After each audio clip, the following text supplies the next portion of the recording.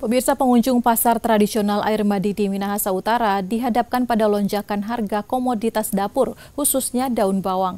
Harga daun bawang melonjak hingga mencapai Rp20.000 per ikat, padahal harga normalnya hanya Rp5.000. Kenaikan drastis ini diakui pedagang terjadi karena kurangnya pasokan atau stok dari petani. Dalam beberapa hari terakhir, harga bahan dapur di pasar tradisional Air Madi kembali bergejolak. Pada Kamis 16 Oktober 2025, terpantau harga daun bawang melonjak tajam, tembus di angka Rp20.000 hingga Rp25.000 per ikatnya. Bahkan, untuk pembelian satuan, harga mencapai Rp5.000 untuk 2 tangkai daun bawang saja.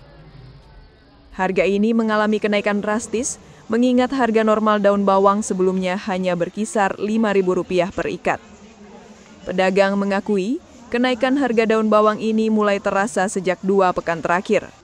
Penyebab utamanya adalah stok yang masuk dari petani sangat minim. Daun bawang yang mahal sekali. Ya? Daun bawang yang mahal sekali. Berapa itu? 2 batang Rp5.000. Biasa jadi ikat begini ini Rp5.000. Sekarang sudah 20. Dari sebelumnya berapa itu? Rp5.000. Rp5.000 satu ikat. Nah, sekarang 20. Itu kenapa mahal? Kurang sekali di Modo ini. Yang mahal sih batang bawang dan tomat. Iya ya? Oh iya. Kalau Risha? Lumayan murah.